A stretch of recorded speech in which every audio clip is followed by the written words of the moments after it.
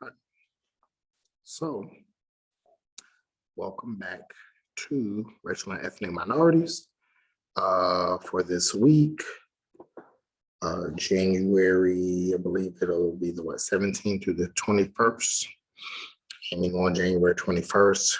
The last video we discussed souls of Black folk and souls of white folk in talking about Du Bois and how the conversation of race, particularly within a sociological context, but then even broader within an academic context, really got started. Du Bois kind of started this idea and started the notion, or at least started the notion of scientifically studying race. Moving forward, now, and where we talked about some of the classical concepts around race, whiteness, double consciousness, hypocrisy of democracy. We talked about a couple of different things, the veil. And so now we want to move into something a little bit more contemporary. Some of the more contemporary scholars around race that have contributed to this discussion, folks like Joe Fagan, Eduardo Bonilla Silva, and many others will be discussing and engaging with their research now and in the next few weeks. Another text that I think is very important to read when discussing race is called Racist America, and it is by Joe Fagan. And so, and the theory that we are looking to talk about is the theory of systemic racism. And the reason why I think it's important to talk about systemic racism is because that is the way in which we look at race. So a lot of times when people define racism or they're explaining racism, they look at it on an individual level. If one person treats another person negatively because of the color of their skin, then they're racist. And while that is one way of describing racism, racism is not just an individual behavior, but it is also systems, it is also structures. And so that you can have people that are not racist, but systems that are racist that can still perpetuate racial inequality. And so that's essentially what we're going to talk about today is systemic racism based on the study and the ideas of Joe Fagan. Joe Fagan, I want to say I think he's still at Texas A&M University. At one point he taught at University of Florida. He was a former president of American Sociological Association, and probably one of the leading scholars on race and racism in the past few decades. Joe Fagan has trained a lot of scholars. He has trained some of the people that have taught me, Adia Harvey Wingfield, Rosalind Chow. He's also been one who has trained some of the people in this department at UNF, Dr. Juan Salinas. So there are other, many of us have been either directly or indirectly students of Joe Fagan. His first piece was written, I believe it was in the 70s, and he has, been constantly writing and analyzing issues related to race and race relations in the United States since then. This piece called Racist America was done because during the time in which it was written and then published, many people were asking the question, why are we still talking about race? We can understand Du Bois. Du Bois did Souls of Black Folk it was published in 1903, The Dark Water 1930s. I mean, people are just coming out of Harlem Renaissance. People are You're still dealing with issues related to lynching. Black people don't still have voting rights. They still don't have civil rights.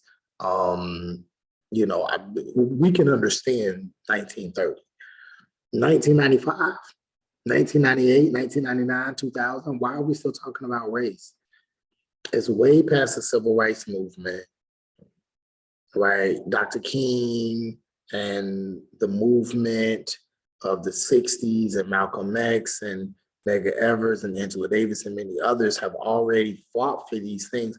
Why are we still talking about it? I mean, we're literally seeing Oprah Winfrey. We're literally seeing Jay-Z. This is almost a decade before we would see the first Black president. Why are we still talking about race? Isn't racism done away with? Haven't we dealt with this by now? Why is racism still a thing? Number one, why are Black people or people of color still talking about race? And number two, why do they have to? Haven't we done enough to address this issue? So that's the question. And so Fagan says, well, let's look at this thing historically. Let's find out why race and racism is still an issue in this country, to finally get to the bottom of it. So what he does is, instead of doing what he, would probably normally do, go and do interviews and things like that, he looks at this, he does a historical analysis of race and goes all the way back to the foundation of the country to find elements of race within the core properties of the creation of the United States of America. And what we're going to do is we're going to just kind of introduce ourselves to some of his findings to answer that question. Why are we still talking about race? Black people and white people can get married. We have other racial groups now. They can get married. They can become citizens. Why? Well, let's look at it historically to find out why race is still important. Why do we even still have to have a class called racial and ethnic minorities? But first, let's look at the foundation for racism. All right? First, let's look at that. If you look back at colonial times, for a large part of racial history, both Northerners and Southerners were pro-slavery. A lot of times in history, we like to say, well, the issue of slavery and racism, that's a Southern thing. Even now, people usually, when they think about issues related to racial inequality, they're like, oh, that's that stuff they deal with in the South. In Florida and Georgia and in those Republican countries and in those red states and North Carolina. Well, now Georgia's blue, and Florida's kind of swings from red to blue sometimes, or at least different cities will, key cities in Florida, right? Alabama, Mississippi, it's like, oh, that's that stuff they deal with down there. We don't have to, that's not a Northern thing. No, not necessarily. So first thing that Fagan does is he says, racism is an American thing. Both Northerners and Southerners were pro-slavery at one point. And both regions profited from the system. And he doesn't really go into this. This is more so my studies. But the only reason why slavery did not persist in the North was because geographically it was not profitable. Geographically, it just didn't work. It was just too cold. It was too cold and the terrain was not conducive for slavery. That was really the only reason. If it were not for that, and for a long time slavery was in the North, if it were not for that, they would have continued to participate in it as well. It's just that the South geographically was more conducive. The weather was more conducive to maintain slavery. And then what ended up happening, according to Fagan, is that all of these raw materials from the South are now being shipped up north to, because remember, you're talking about the Industrial Revolution. We talked about that a couple lectures ago. Now you're taking all this raw cotton, all these raw materials, and you're making shirts and pants and pillows and blankets, hats. And then guess what you're going to do? You're going to sell it back to the South or you're going to sell it overseas. So the North is making a lot of money off of these raw materials that are being picked by these African people. So it's not that Northerners weren't completely against anti-slavery. They definitely wanted it, many of them. Right? And so the first thing that Fagin does is he makes it known both regions profited off of slavery and the system of racism and the system of hatred, and it was not just a Southern thing. He goes on to talk about how during that time, race was connected to property. And property is the main object of society. Even if you look at some of the early phrasings within the United States, over time they changed the phrasing from life, liberty, and property to life, liberty, and the pursuit of happiness. But initially, it was said that all people had the right to life, liberty, and property. And property was code word for slavery. See, they didn't want to put slave in these documents because they knew that these documents would last for the way past them, Jefferson and Hamilton and all of these people. So they didn't want to mention slavery in the documents, in the Declaration of Independence, in the Constitution, in the Bill of Rights. So there's this coded language that exists that means slave, that means enslaved person, but they don't actually say it because slavery is still very much taboo. In fact, a lot of people didn't know the extent to which slavery was horrendous until the book Uncle Tom's Cabin came out. It was literally like the social media of that day. Because now people are reading this book and they're like, oh my goodness. Oh, that's how these people are being treated? I know slavery existed. I didn't know it was this bad. I didn't know these people were literally like not being treated as if they're human. It's kind of difficult to believe, but that's what's said in a lot of history books. Right? So it was literally the social media of the day. In fact, Abraham Lincoln goes on record talking about the Civil War, and he kind of humorly, in a humorous fashion states, this war was caused by, talking about the Civil War, was caused by this woman right here. He's talking about Harriet Beecher Stowe, the woman who wrote Uncle Tom's Cabin.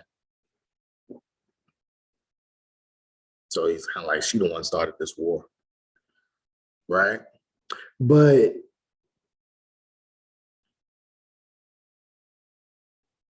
slavery was still a very taboo thing. It wasn't something that the United States flaunted proudly. But if you knew about it, then you knew about it. And so property was a code word. And it is actually found in the documents and you can see that property is a key element of American society, and being able to control property, which means being able to control a person. And African people were looked at as people and as property and not people. So at the Constitutional Convention, there is this push for freedom. The freedom was the protection of property that produced a profit. That was one of the elements of freedom at the early constitutional conventions. Some people argue that police do the same thing, that they protect property and not always people. And then a lot of people are looked at as property, especially if they're workers and not owners. And so then they're protected or they're given, and Marx talks about this, just enough for them to continue to create a profit for the bourgeoisie, for the owners. Also, the response then would be, well, there were a lot of people who were anti-slavery, even during the time of slavery. A lot of people were anti-slavery, and yes, that's very true. But Fagan goes on to say, according to his historical research, even those people who opposed slavery did not do it on the basis of morality and humanity. They actually opposed slavery because they felt it would affect the defense of the nation, basically saying slavery makes white men lazy. These white men don't have to work if they have enslaved Africans, African people working for them. Okay, well, what's wrong with that? Well, if we get attacked by the French, if we get attacked by the Germans, if we get attacked by the Spanish, who's going to fight? We're not going to let African people fight for us. We're not going to let the blacks fight. Their property.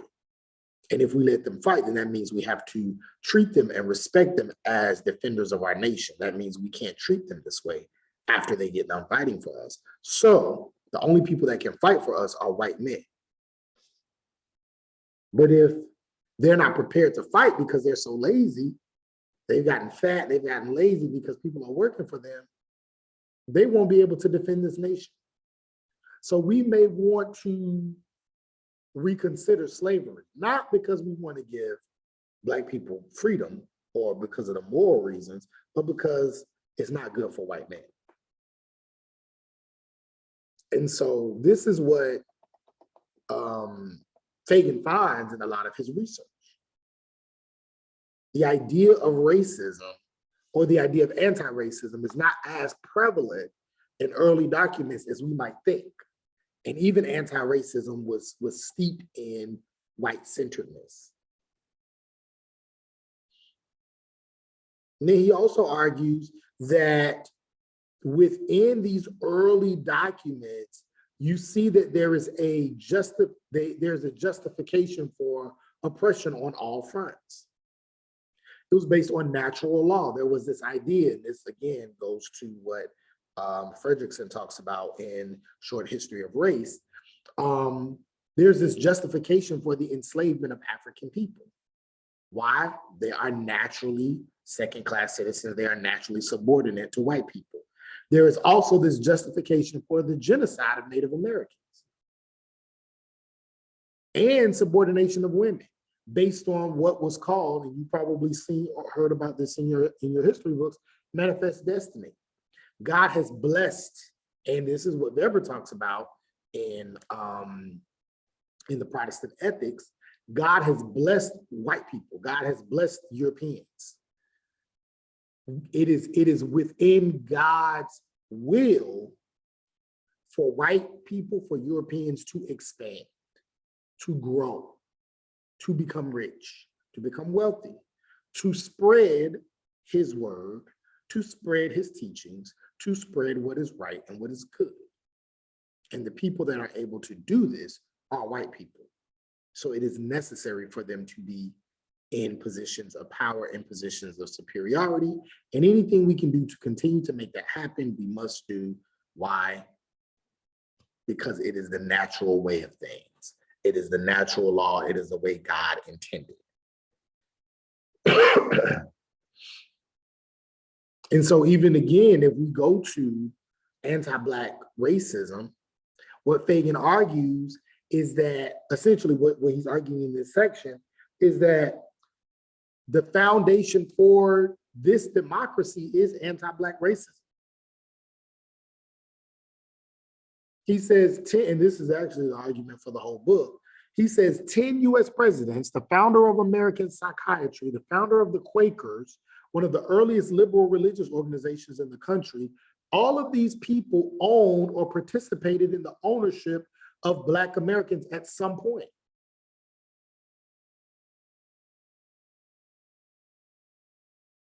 Ten out of the first 16 presidents, that's a lot, that's over half, participated in slavery. Then he goes on to say policies like the 3/5 Compromise, the Fugitive Slave Act, and many others are found in the early documents of this country. This is a part of the foundation of this country. Even Lincoln himself said that he would make slavery permanent if it meant that he didn't have to go to war with the South. So essentially, Fagan is saying this country is founded on racist ideologies and by people who practice racism. That's why it's called Racist America. He's saying racism is a part of the very foundation of what this country is all about. You cannot separate the two. You can't separate America from its history. You can't separate America from British history because it's a part of it. Then eventually it goes this way. But there is that link because it was a British colony, and you cannot separate America from racism.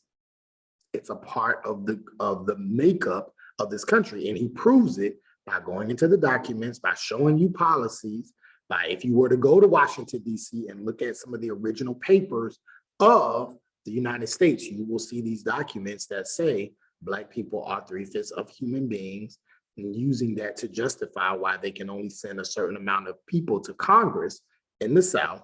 You will see the Fugitive Slave Act, which says any Black person leaving the South and going to anywhere south of the Canadian borderline must be sent back to the South, meaning that a Black person is enslaved in every boundary of the United States. Thus, confirming and validating what Fagan said earlier, which was racism is not just a Southern problem, it's an American problem, right? There was a time where people could run to Philadelphia and be safe. Then, once Philadelphia was cut off and they expanded those fugitive slave borderlines, they could go to New York and be safe. And then they expanded it once again with the Fugitive Slave Act of 1850, and then it expanded to Canada. So African people that ran away from the South had to run all the way to Canada in order to ensure their freedom. So this is why Fagan says that the very foundation of our country, the United States, is built on race and racism. And then he goes on to say that the eradication of slavery did not necessarily do away with the belief in white supremacy. So a lot of people believe, well, then we fought the Civil War and then it was done away with. Well, no. What was done away with to an extent, this is why the new Jim Crow and slavery by another name is our pieces that we deal with. The Civil War did away with slavery. It did not do away with white supremacy. It did not do away with racism. It did not do away with white hatred. Okay. So this is why Fagan says it's important for us to differentiate the two. You can't confound them. Just because slavery is done away with doesn't mean racism is. But some people argue that slavery and racism was so normal at that time that it would be unfair to judge them or label them racist because it was a part of their everyday life.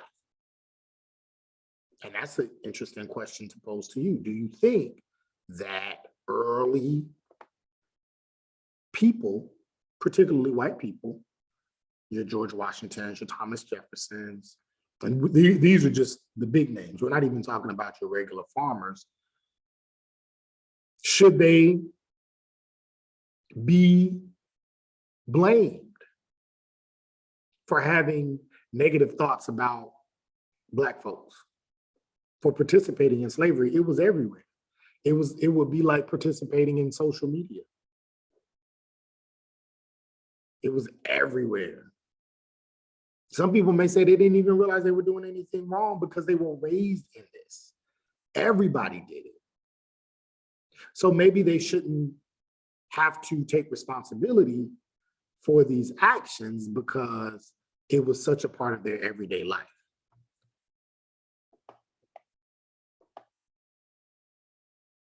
And so if we go to the next section, next slide,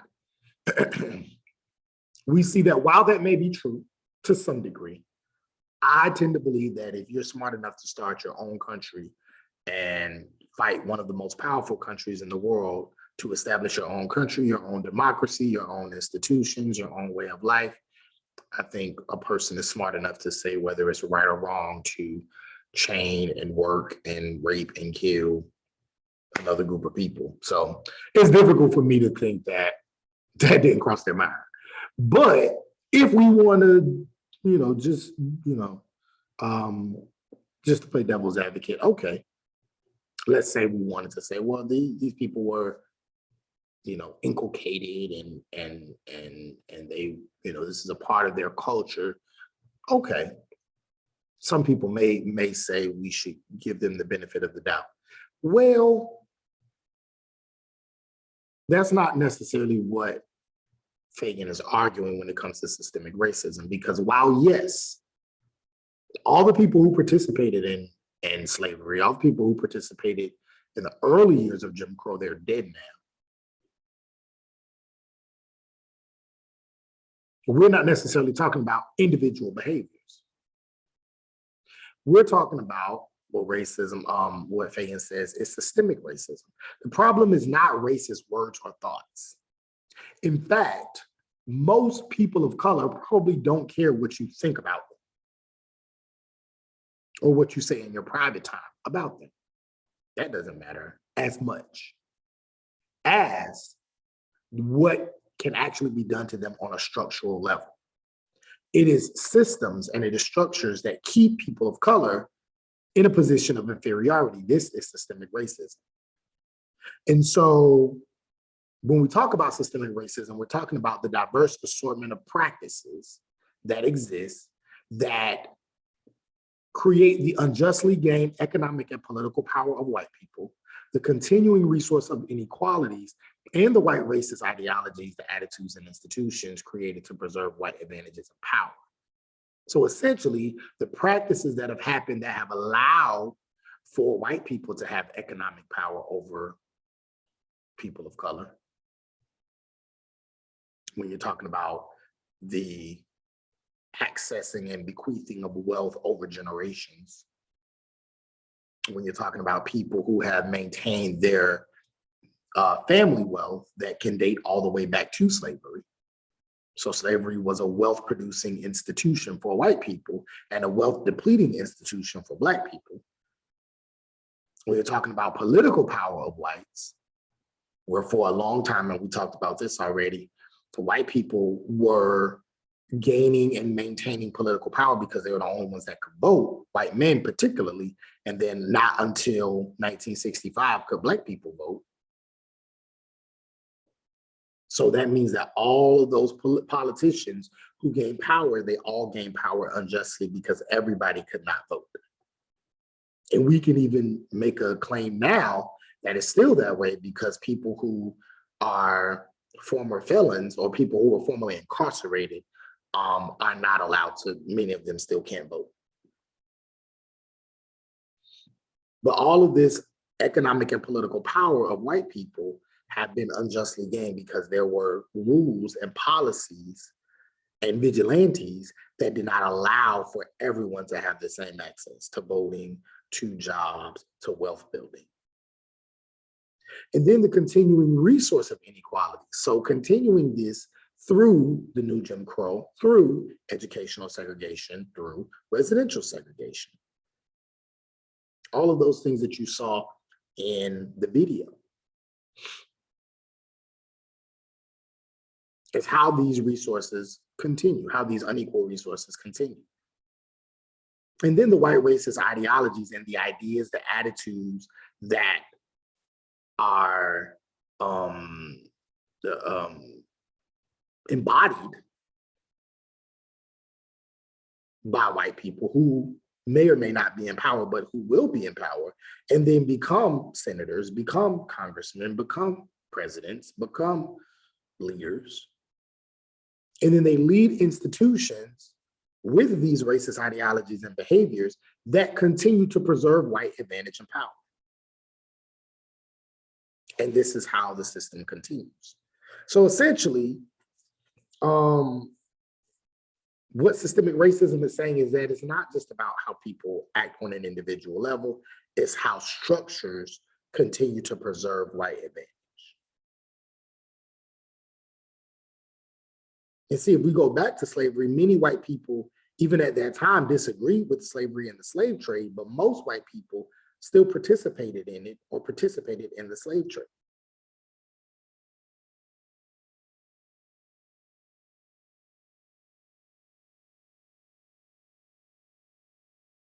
And so when we talk about racism, and even when we talk about slavery, most white Americans, even today, would look at this time period as a mistake that was made.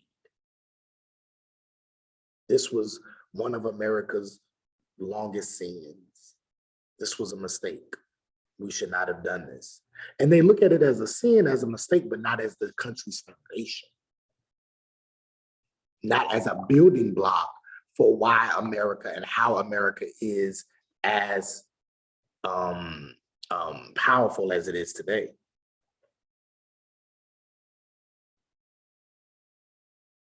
And so every aspect of society is shaped to some degree by core racist realities, meaning that those who dominate the economic system, those who create the political system, the religious leaders, the legal systems, the media conglomerates, the major families, the educational systems, all of these things are linked to slavery, slave policy, and white on black domination.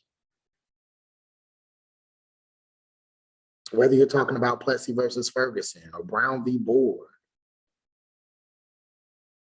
whether you're talking about the ways in which religion was taught to white people and to black people and having separate churches, whether you're talking about stereotypes and controlling images within the media, we can go on and on and on. And we'll talk about a lot of this stuff in this class. But all of these are dominated by either slavery, slave policies, or white on black domination, which is the foundation for all of these major institutions, whether it be health institutions, banking institutions, and on and on. And so that's what we mean when we talk about systemic racism. And then in addition to that, then we talk about how does this continue? And then how does this become an individualized problem?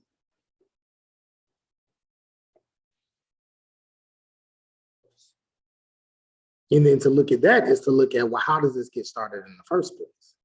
How can somebody be racist? Well, the first way to do it is to first dehumanize the person. Dehumanization is the psychological dynamic of systemic racism. Meaning, in order for you to be racist towards a person, you first have to not see them as human. But that doesn't just stop with racism. That's any type of oppression. There's a book called Pedagogy of the Oppressed by Paulo Freire. And he talks about that. And he says that oppression is one person having complete control over a person's life and work. So if you look at it from a class standpoint, when the worker is separated from his or her work, that's class oppression. That's what Marx is talking about. The proletariat not having any control over their own work, not having complete control over the labor that they put out. That's class oppression. Why? Because the bourgeoisie, the owners, the super rich, don't see an employee as a person. They see an employee as a conduit to profit. And if I can look at them as a conduit to profit, as separate from their work, I don't see them as a human being. I just see them as what I need to work, what I need to make a profit. So when I separate the worker from from the work that they're doing, I dehumanize them. A sexist society means you separate a woman from their body. And when you separate a woman from her body and you don't see that a woman should have control over her own body, then it's easy to pass laws to control their bodies. It's easy to pass laws to make rapists or sexual assault perpetrators get less time than a drug dealer. It sends a message to women saying that we see you as a collection of body parts. So when you separate a woman from her body, when you separate a worker from their work, when you separate a person of a certain race from their rights, you don't see them as a person or as people or as a group or as a nation. You see them as whatever it is that you think you need them for to become successful. You need them for entertainment, so you see them as entertainment, and then once they stop entertaining you, then they're pushed to the side. We don't want you to vote. We don't want you to protest. We don't want you to have it. We want you to do what we want you to do. Whether it be a worker, whether it be a woman, seeing a woman as just a sexual object, meaning I don't see you as a human being. I just see you as a conduit for pleasure, for male pleasure. Or you see people of color as a conduit for workers or a conduit for entertainment, and not people who deserve to have access to citizenship and property and rights and voting and education. So when a person loses control over their inalienable human rights and identity, that is a part of dehumanization, and that is the foundation and the psychological dynamic of racism.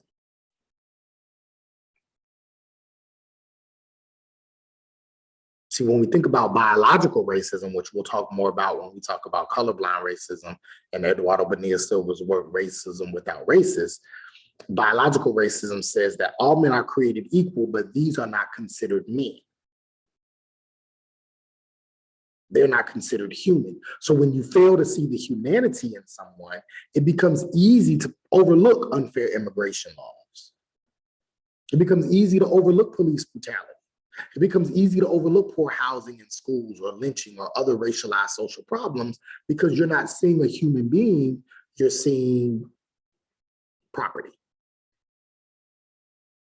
You're seeing something that is less than human, an animal, sometimes even something that's less than an animal.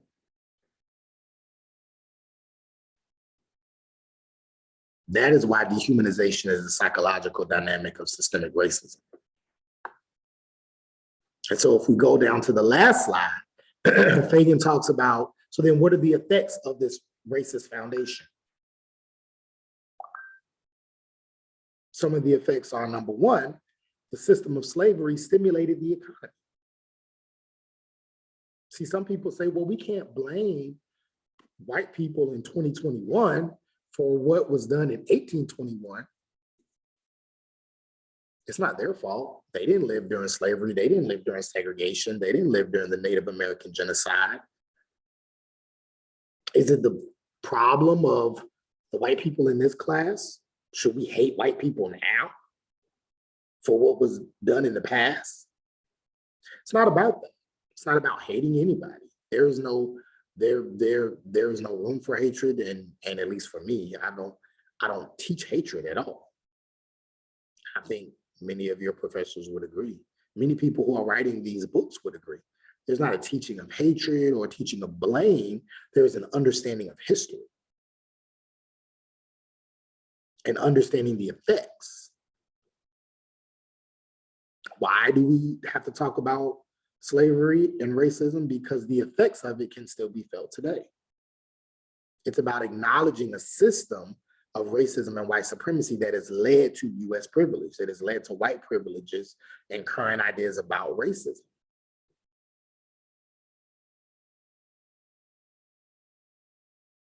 The reason why the United States is so rich is because of racism. It's because of slavery. If you have any person that works for you for free for 2 years, you will be rich. Just one person worked for you for free. Did everything you needed them to do for you for free. You didn't have to pay them. If UNF did not have to pay any of their workers, any of their professors, anybody, they'll be the richest university in the world. If you run a business, or if your parents run a business, or you know someone who runs a business, what will they tell you is the most expensive line item in their budget? Employees, their pay scale.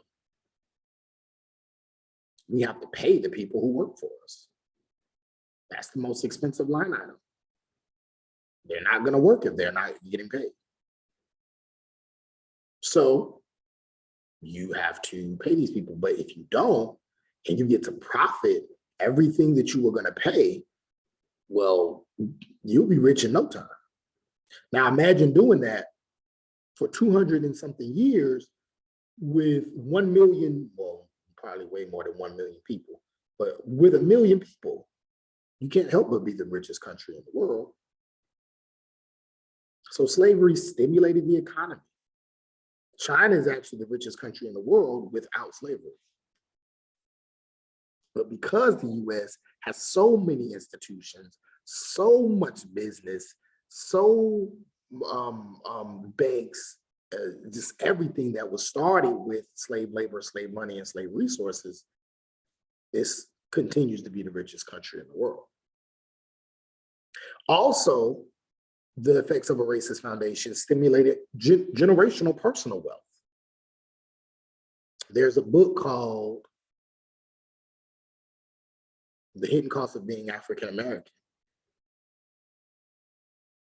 And what is found in that study is that a good number of wealthy or even just middle class white people, when you ask them to go back far enough, can tell you, and they don't just necessarily have to live in the South, can tell you that the money from their family to some degree was stimulated or expanded because of either a slave foundation or some type of unequal laws that favored them. Particularly the GI Bills of the 1950s and 60s. These GI Bills allowed for soldiers who went off to war in World War II and in the Korean Wars to come back. And when they came back, they got free houses, they got free college education, free housing, and money. So a lot of probably your grandparents, great-grandparents benefited from that. That's actually how suburbia was built, because a lot of these white soldiers lived in the inner city. And when they got those GI Bills, they got houses that were built on the outskirts of the city. They went to college for free, they opened their businesses, they got money, they got jobs, and then they were able to pass money on to their next generation. And then you're probably the generation after that. Your parents probably benefited from what their parents were able to get from the GI Bill. Especially if you come from a family that has a history of participating in military. My grandfather did fight in the Korean War or World War II, one of them, Korean War, World War II. He didn't get the GI Bill because he was Black. So he grew up in the projects. No, well, his family grew up in the projects. And then in the more poor working class area of Jacksonville. So because he was Black, he could not get that GI Bill. So he didn't have the same access to the resources that the white soldiers that he fought alongside did. So generational wealth was passed through the white soldiers, and through the Black soldiers, they did not. Again, a part of what Fagan calls a racist foundation, right? Another effect of a racist foundation is colorblind racism. Colorblind racism, meaning newer forms of racism that are not as explicit as biological racism, saying that people of a certain race are bad or are evil or are criminals or whatever. But now it says, well, I don't see race. I don't see color. That's colorblind racism. We'll talk more about that later. But that is a newer form of racism that is an effect of the older forms of a racist foundation. And then lastly, internalized oppression. Racism is not just enter between races, but it also happens within racial groups. It leads some racial groups to differentiate themselves from other people within their own race. We prefer the lighter skinned people of our race. We prefer the darker skinned people of our race. We prefer the people of our race that have a certain type of hair, straight hair, not the curly hair, not the nappy hair. We prefer the people that speak like this, that don't speak ghetto.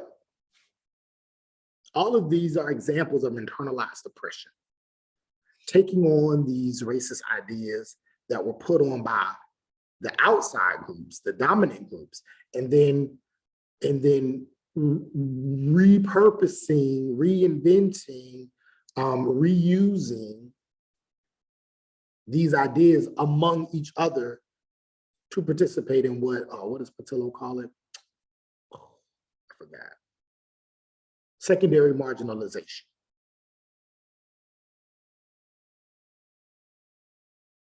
Continued division among people of color. All these are effects of a racist foundation, which leads Joe Fagan to then make the conclusion, you know what? The reason why race is still a problem in our country is because it's a part of our foundation. And anything that is a part of a foundation has to be dealt with at a foundational level. If you build a house and the foundation is off, no matter what you do to the walls, no matter how many times you fix the roof, no matter what you do, that something's always going to be wrong with that house. You can fix it and it may last for 5 years or 10 years, but eventually the foundation is going to cause something to slide again. If there's a crack in the foundation, that house is going to always be off. What do you have to do to fix it? You got to tear the house down. And you got to fix that foundation again. That's what some people would argue. That's the best way to ensure that a foundation is solid so that when you build the house, it stands forever. That's why when you see buildings, when people build houses, for a long time, you don't see anything. Because when they're building down. Why? Because they want to make sure that the foundation is solid. And so they'll build down and they'll build under and they'll do all these things for months and months and months and months and months. And you're like, what are they doing over there? And then literally in 2 weeks, a building is up and you're like, whoa, how did that happen? The rest of it, it takes no time. But that foundation, if it's not right, the building is not going to be right. Fagan says America's foundation is off. It's racist. And so that's why the problem with America will never be, the racist problem in America, the problem of racism in America will never be fixed until, and he suggests, we tear the system down and rebuild our institutions, rebuild our government, rebuild our banking, rebuild our healthcare system, rebuild our education system with a non-racist foundation. That's the only way that we can really rid ourselves of this problem. So something to think about. If you think that Fagan is right about it, if you think that he's wrong, if you have any other suggestions for dealing with the issue or the problem of race in America, if you agree with him, disagree with him, and some of your ideas, just something to think about. You don't have any assignments related to this part, but you do have the assignment in the discussion board for the other part that is due by Friday before 11:59. So I hope you've enjoyed this lecture. Feel free to comment, reach out to me, inbox, email, or see me during my office hours. I hope you have a great day, great week, great weekend, and see you soon.